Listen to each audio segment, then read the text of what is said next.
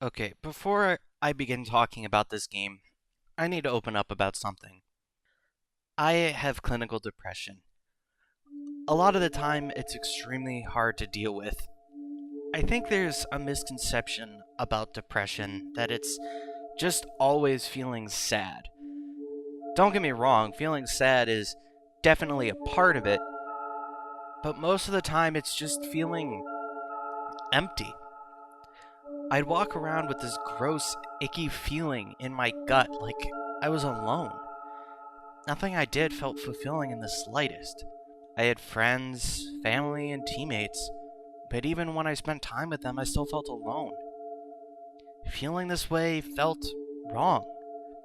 I had everything anyone would ever need or want, yet I still felt empty. These thoughts just made me feel worse, trapping me in a downward depressive spiral. I was just drifting along, completely unsure of what I was doing, and devoid of any strong feelings towards anything. One of my preferred outlets to distract my mind from this depressed state was video games. Now, I'm a huge fan of horror, so one long weekend I decided to check out a famous classic horror game from the original PlayStation, Silent Hill. I played the entire game in about a day and a half, and when I finished it, I was blown away. I was already a huge fan of Resident Evil, but Silent Hill was definitely a better survival horror experience. With 2 days left to my long weekend, I jumped to start playing Silent Hill 2 before my break ended, and I ended up playing one of the most life-changing pieces of media I've ever experienced. When those end credits hit, my entire outlook on life and the video game medium was changed forever.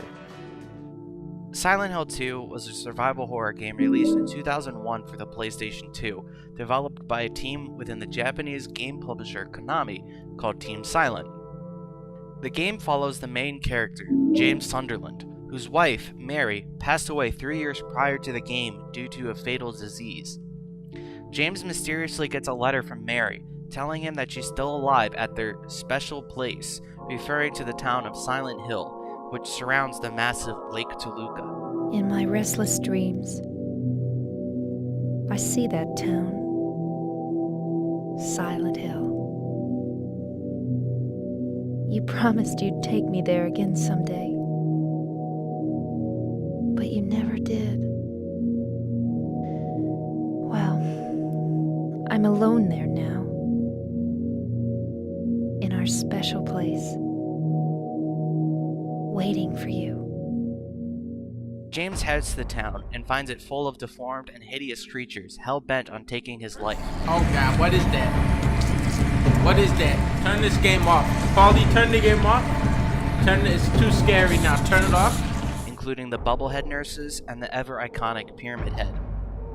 As he fights through the town to reach Mary, James comes across a few different characters. The first is Angela, a teenage runaway searching Silent Hill for her mother. Second is Eddie, another teenager running from the police for an unspecified reason. For now. This town is full of monsters. How can you sit there and eat pizza? Third is Laura, an 8-year-old girl who is searching the town for Mary. She claims she knew Mary in the hospital, which is impossible because Mary died too long ago for Laura to have met her. You didn't love Mary anyway. Wait! How do you know Mary's name? Finally, there's Maria, a woman who looks exactly like Mary, but with a few distinct differences. Do I look like your girlfriend? No, my late wife. I can't believe it. You could be her twin. Your face, your voice, just your hair and clothes are different. My name is Maria. I don't look like a ghost, do I? While Mary was sweet and kind-hearted, Maria acts significantly more aggressive towards James. Anyway, I'm glad you're alive. Anyway? What do you mean, anyway? You don't sound very happy to see me. I was almost killed back there. Why didn't you try to save me? Maria accompanies James on his journey to find Mary. The search for Mary takes James and Maria to many different locations in Silent Hill, including an apartment complex, a hospital, a museum, a prison, a labyrinth, And finally, the Lakeview Hotel, where James and Mary stayed years prior. The mystery behind all the supporting characters in the game only gets deeper until the answers are revealed. Maria is killed not once, not twice, but 3 separate times by Pyramid Head, yet returns every time. In one of the best cutscenes I've ever seen in a game, Maria taunts James from the inside of a prison cell, continuously switching back and forth between her regular speaking voice and a voice perfectly mimicking Mary. Confusingly, Maria is also aware of facts that were only known to James and Mary. Are you confusing me with someone else? You were always so forgetful. Remember that time in the hotel? Maria? You said you took everything, but you forgot that videotape we made. I wonder if it's still there. How do you know about that? Aren't you Maria? I'm not your Mary. So, you're Maria? I am. If you want me to be. Angela and Eddie are also expanded upon. It's revealed that Angela was sexually abused by her father and brother, and a newspaper which the player can find reveals that she stabbed her own father to death. Eddie is on the run from the police after killing a dog, most likely of the man who bullied him. The town drives Eddie mad as he attempts to kill James, forcing James to kill Eddie out of self-defense. Angela returns one final time in the game, also driven mad by the town as she's consumed by the flames of her own rage turned literal. The final twist in the game comes with James watching the tape Maria spoke of much earlier in the prison. The tape reveals that it wasn't the disease which killed Mary, but it was James himself who smothered her with a pillow. While initially presenting this as a mercy killing to take her pain away, it's expanded upon with James also acting out of resentment for his own wife because watching her slowly die caused him to suffer for years as well. What do you want, James? I brought you some flowers. Flowers? I don't want any damn flowers. Just go home already. Mary, what are you saying? Look, I'm disgusting. I don't deserve flowers. Between the disease and the drugs, I look like a monster. Well, what are you looking at? Get the hell out of here! The truth is, part of me hated you for taking away my life. You killed me, and you're suffering for it. James drove to their special place, Silent Hill, with the intention of killing himself while having Mary's body alongside him. On the road, James snapped and convinced himself of the story of his wife dying 3 years ago and sending him a letter reading that she's still alive in Silent Hill.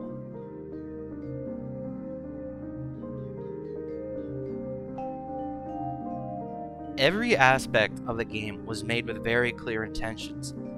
Everything is symbolic to James's story, from the monsters to the level design. All the locations in the game visually depict James's depression. The walls and floors are damp, wet, and moldy, putting that icky feeling I described into the visual medium. When outdoors, the town is very spacious, but is always covered in oppressive fog or darkness. Even though you should feel okay and free, the fog and darkness create the complete opposite effect by creating the sense of isolation and fear. The hospital level represents James's time spent in the hospital with Mary. Adding to this is a mental hospital, hinting at James's broken mental state. The prison is representative of the downward depressive spiral I described earlier. Being a prison, James is literally trapped inside and is forced to continually go further and further into the depths, never being allowed to go up. The monsters themselves are also symbolic for the depression of the characters. Both the bubblehead nurses and mannequins are representatives of James' repressed sexual energy. The nurses also tie back into Mary's time at the hospital. The mannequins are simply 2 pairs of legs stacked on top of each other, which would be sexualized in James's mind. The lying figure appears to be in a straitjacket made from its own flesh, symbolizing James's internal agony. The abstract daddy monster comes from Angela's nightmare. The monster appears to take the form of two writhing figures, most likely engaging in sexual intercourse on a bed-like structure. Given Angela's history with her own father, and the monster's name including the word daddy, it's safe to assume that the abstract daddy creature represents the sexual abuse on Angela from her father. And of course, is Pyramid Head and Maria, who are two sides of the same coin. They represent James's own desire to be punished, and the perfect version of Mary, respectively. Pyramid Head dresses like an executioner and punishes James by killing Maria, the more perfect Mary, numerous times throughout the story. Maria can be seen as the more perfect version of Mary for two reasons. Firstly, while Mary pushed James away to avoid him seeing her condition get worse, Maria stayed fiercely loyal, and as shown before, even gets angry when the two separate. Secondly, Maria is significantly more sexual than Mary was. With James's wife being in the hospital for years, it goes without saying that James had a drastic decrease in sexual activity, which in turn would cause an increase in sexual desire over time. As I've said, the nurses and mannequins are representations of James's sexual urges, but so is Maria. Unlike many other games which just slap big breaths on their characters and call it a day, Maria portrays her sexuality through her personality, voice, and character design. She acts in a seductive manner towards James at many points throughout the story with her body language, and while Mary's voice was airy and light, Are you taping again? Come on. I don't know why, but I just love it here. Maria's voice had a deeper and more seductive tone. I'm here for you, James. See? I'm real. Don't you want to touch me? Her design was also based on Christina Aguilera, who was a prominent female sex symbol in the early 2000s. Maria is meant to test James, to see whether or not he truly is loyal to Mary. Come and get me. I can't do anything through these bars. You can't talk about Silent Hill 2 without discussing the gorgeous soundtrack composed by Akira Yamaoka. The score contains many different types of music, from melodic pieces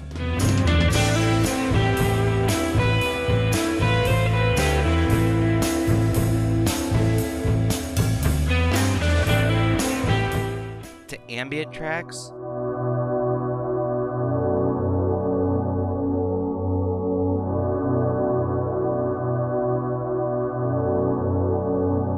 to music that just makes you shit yourself.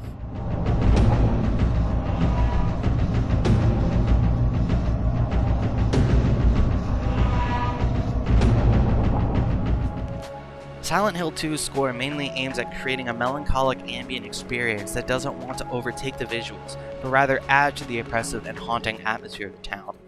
重要視っていうのは、まあ、ある程度は重要なんですけど、その特に重要視っていうのはしてなくて、例えば悲しいメロディーに強いリズム、まあ、今回のテーマソングだと悲しいメロディーに強いリズムっていうのを僕はすごくそれを今回はテーマに自分で作ってたんですけど、まあ、その聞いた人が悲しくなったり、まあ、楽しくなったりっていうのはというよりも、なんかこのサウンドを聞いてその人のメンタル的なところが何かが揺れたりとかっていう何かがこう動くっていうことは僕はそれは求めてちょっとそういうふうな作風にはちょっとしています。 But how does the game end? There are multiple endings to the game, and the one I got just so happens to be my favorite. James has one final confrontation with Maria, now fully taking the form of Mary. She offers him again the opportunity to be with her and live with the perfect version of his wife. But I can be yours. I'll be here for you forever. And I'll never yell at you or make you feel bad. That's what you wanted. I'm different than Mary. How can you throw me away? But James declines. I understand now. It's time to end this nightmare. No, I won't let you. You deserve to die too, James.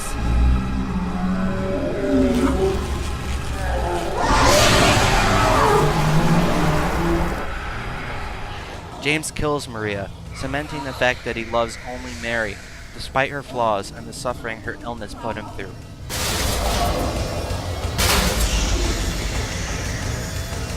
James. James.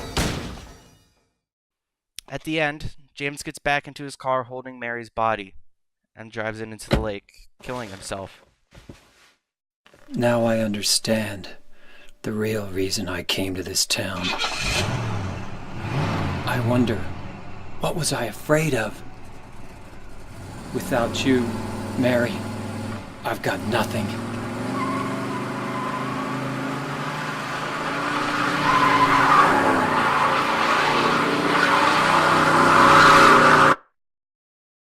Now we can be together. Mary's letter is read in full, where she apologizes for everything she's done to him. I know I've done a terrible thing to you. Something you'll never forgive me for. I wish I could change that. But I can't. You've given me so much, and I haven't been able to return a single thing. That's why I want you to live for yourself now. Do what's best for you, James.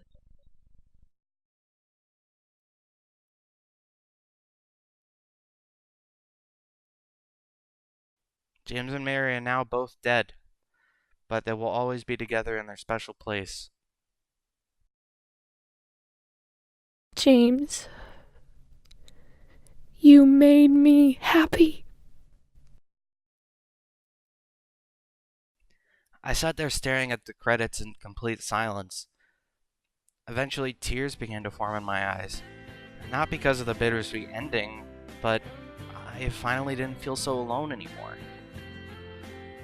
A random group of men and women in Japan from 18 years ago, which can't be more culturally different from the US, created a game which perfectly visualized what I was going through emotionally.